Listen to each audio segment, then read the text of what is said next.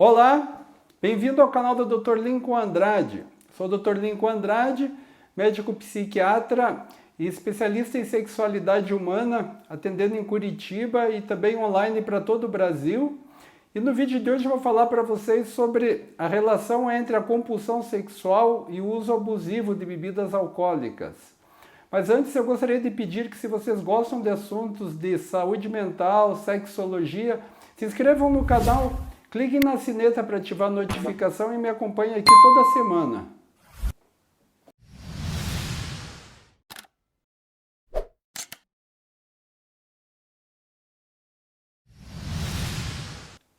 Então, gente, vamos falar um pouquinho sobre a relação entre o comportamento sexual compulsivo e o uso de bebidas alcoólicas.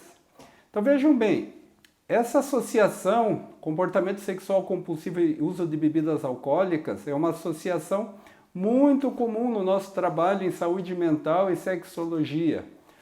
O problema relacionado à bebida alcoólica e o comportamento sexual compulsivo, eles são problemas que um não depende do outro, obviamente. É uma pessoa com comportamento sexual compulsivo, não depende do uso de álcool para o seu comportamento. E a pessoa com problemas com álcool, obviamente, não depende do comportamento sexual compulsivo. Porém, são quadros que são muito comuns aparecerem em conjunto, né, numa mesma pessoa, e muitas vezes eles também têm uma origem comum. Né? Quando a gente fala sobre questões de trauma, abuso de todo tipo, privação, lá na infância, na adolescência, o alcoolismo e o comportamento sexual compulsivo muitas vezes têm algumas raízes em comum. Bom, dito isso, vamos falar um pouquinho sobre essa relação, né? Afinal de contas, o que uma coisa tem a ver com a outra? Vejam bem, uma pessoa com comportamento sexual compulsivo é uma pessoa que tem, por natureza, por definição, um baixo controle de impulsos, uma capacidade de tomar decisões e se manter nessas decisões prejudicada, ou seja, lá no sistema nervoso, essa pessoa tem um rebaixamento do seu controle de impulsos. Uma pessoa com problemas de álcool, de uso abusivo ou de dependência de álcool, também tem o mesmo tipo de problema. Mas acontece que uma pessoa com comportamento sexual compulsivo, quando sob o efeito do álcool, né? Todo mundo sabe que o álcool é uma substância que desinibe, né? Quanta gente usa um pouquinho de álcool socialmente, às vezes um pouquinho mais para se sentir mais desinibido, para ir para uma balada, para se aproximar de uma pessoa por quem se interessou. Então, todo mundo conhece essa ação do álcool, né, de desinibição do comportamento. E quando esse uso de álcool, essa desinibição, ela é utilizada por uma pessoa com comportamento sexual compulsivo, esse comportamento sexual compulsivo pode piorar. Ou o álcool pode favorecer esse comportamento, porque a pessoa se desinibe com mais facilidade. Então ela acaba com mais facilidade atuando sexualmente, buscando experiências sexuais, buscando pornografia, buscando novas ou novas parceiras. Uma outra questão importante é o comportamento sexual compulsivo, com frequência, ele gera sentimentos de culpa, de vergonha, de arrependimento. E o uso abusivo de álcool ou a dependência de álcool gera o mesmo tipo de sentimento, né? Então, culpa, vergonha, arrependimento. E quando uma pessoa tem problemas importantes com o álcool, ela tende a tentar se anestesiar desses sentimentos desagradáveis. De que maneira? Bebendo mais. E uma pessoa que tem comportamento sexual compulsivo, ela também muitas vezes pode utilizar o álcool para tentar fugir desses sentimentos desagradáveis, para tentar fugir da culpa, do arrependimento, da vergonha. Então, como se fosse uma forma de se anestesiar desses sentimentos. Então, começando a resumir essa história, vocês observem que uma pessoa que tem comportamento sexual compulsivo, ela pode usar o álcool como uma forma de desinibição dos seus impulsos sexuais, ou seja, ela mais facilmente vai atrás dos seus interesses sexuais E ela também pode usar esse álcool após os seus comportamentos sexuais como uma forma de lidar com esses sentimentos de culpa, arrependimento, essa dor emocional, esses sentimentos negativos. Então o álcool ele pode entrar na vida da pessoa com a dependência de sexo, tanto antes da busca de colocar esses comportamentos em ação, como depois de colocar esses comportamentos em ação. E aí entra a questão central, né? E quando a pessoa tem os dois problemas, né? Quando ela, além do comportamento sexual compulsivo, ela também tem um problema com álcool, seja uso abusivo ou dependência. Quando ela não usa o álcool eventualmente, quando ela sai atrás de parceiros sexuais, mas ela tem um problema, tem a dependência. Aí as coisas se tornam mais complicadas, porque elas se misturam, né? São condições que uma potencializa a outra. Então a pessoa está sob efeito dos impulsos sexuais, está sob efeito de álcool, uma coisa potencializa a outra, e isso tudo vai repercutir na questão do tratamento daí. Porque quando você vai tratar um comportamento sexual compulsivo, você vai tratar uma patologia psiquiátrica e sexual. Quando você vai tratar uma dependência de álcool, você está tratando uma patologia. Mas quando você vai tratar uma pessoa que tem dependência de álcool e um comportamento sexual compulsivo, você vai estar tratando duas patologias. E você vai ter que estar trabalhando para que a pessoa venha a ter controle desse comportamento sexual e desse comportamento ligado ao álcool. Então faz com que o tratamento seja algo ainda mais exigente. Se o tratamento da dependência de álcool é difícil e da compulsão sexual é difícil, o tratamento das duas condições em conjunto é um tratamento mais complexo, é um tratamento mais difícil, né? Mas elas, apesar de tudo, esses tratamentos eles guardam algumas semelhanças e algumas diferenças, né? Então vamos a elas. Deixa eu explicar para vocês aqui quais são. Vamos começar falando sobre a diferença entre esses tratamentos. Qual é a diferença entre tratar uma patologia e tratar outra?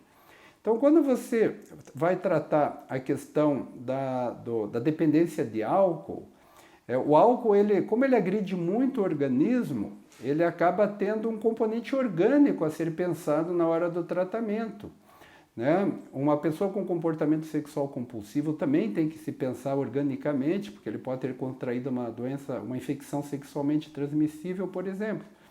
Mas a gente vai pensar muito mais frequentemente na questão orgânica, porque a pessoa que tem um uso problemático de álcool, ela está constantemente agredindo o seu organismo com álcool. Então, quando ela faz isso, chega um momento, dependendo do grau dessa ingesta de álcool, em que ela se torna uma pessoa que, quando ela tenta parar de fazer uso de álcool, ela entra numa condição muito desconfortável, que é chamada de síndrome de abstinência alcoólica, que pode ser, inclusive, muito grave. Ou seja, a pessoa tenta parar o uso de álcool e passa a ter um desconforto físico e emocional muito grande, de forma que ela volta a fazer uso de álcool. Então, a síndrome de abstinência alcoólica não é foco do nosso vídeo de hoje. Então, eu não vou explicar para vocês o que é a síndrome de abstinência alcoólica aqui hoje. É um assunto muito fácil de se encontrar na internet. Pode ser assunto de um vídeo futuro, a gente pode falar sobre isso. Mas é importante, então, informar que quando a gente vai tratar a pessoa das duas patologias, nós temos que pensar logo se essa pessoa tem um histórico prévio de ter feito tentativas de interromper o uso de álcool e se nessas tentativas ela desenvolveu síndromes de abstinência alcoólica muito importantes.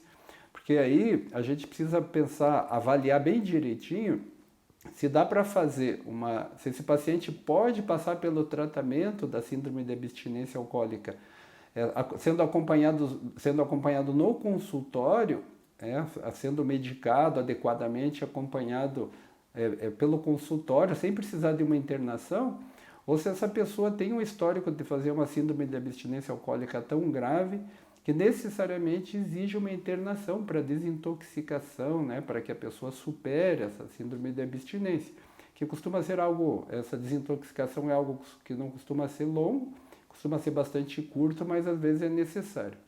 Então aí talvez esteja aí a principal diferença no tratamento entre os dois quadros clínicos. É lógico que existem outras diferenças, mas que não vale a pena a gente falar sobre isso aqui hoje. E quanto à semelhança, gente? A semelhança é mais fácil de explicar, porque são dois quadros de dependência, são dois quadros de comportamento fora de controle, né? São dois quadros que vão precisar de medicamento com muita frequência, vão precisar de psicoterapia sexual ou para dependência química, para o alcoolismo, perdão, ou para as duas coisas associadamente, né? Ou seja, abordando as duas questões, até porque elas podem ter raízes comuns, pelo menos algumas raízes em comum. Pode precisar de um suporte para parceria, seja homem ou mulher. Pode precisar, inclusive, de grupos de apoio, dependendo da situação e do nível de gravidade, de um grupo de apoio no tratamento. Então, quanto mais grave a compulsão sexual, quanto mais grave o alcoolismo, e quanto mais grave as duas condições, maior a quantidade de recursos terapêuticos que esse paciente vai precisar. Então, às vezes precisa de um pequeno leque de tratamentos para que esse tratamento possa ocorrer com o sucesso.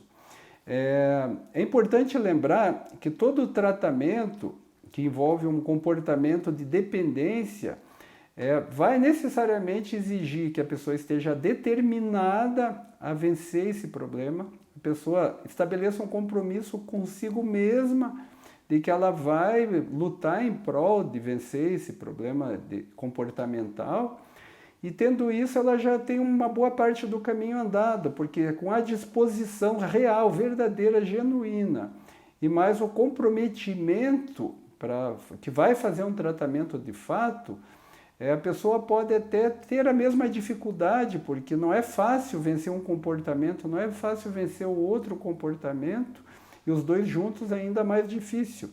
Mas havendo a disposição e o comprometimento, vai ser uma questão de tempo para que a pessoa possa resolver as duas situações, acabar tendo o controle dos dois distúrbios de comportamento, tanto sexual quanto do problema com o álcool, e passa a ter uma vida que faz sentido, uma vida que vale a pena ser vivida e que vai trazer bem-estar, satisfação, tanto para a pessoa que tem o problema, quanto para os seus familiares, para o seu cônjuge, para os seus filhos, para a sua família como um todo e para os seus amigos também. Ok? Então é um vídeo curto, um vídeo simples, uma explicação bastante direta, objetiva, sem muito rodeio. Certamente em próximos vídeos a gente vai voltar a entrar nesse assunto, né? De uma forma ou de outra a gente vai entrar nesse assunto, o álcool e substâncias químicas, vamos vir a falar sobre também algum problema ligado a drogas, e aí a gente certamente vai abordar novamente essa questão. Mas por enquanto é isso. Se gostou do vídeo, por favor, deixe seu like que nos ajuda aqui no canal. Se você gosta desses assuntos de saúde mental e sexologia, se inscreva no canal, clique na sineta para ativar as notificações e me acompanhe aqui toda semana. Mais uma vez, como de costume, eu agradeço, né, vocês terem me dado o privilégio de estarem aqui assistindo o meu vídeo, e eu vou procurar sempre fazer um vídeo da melhor qualidade possível. Até a próxima semana.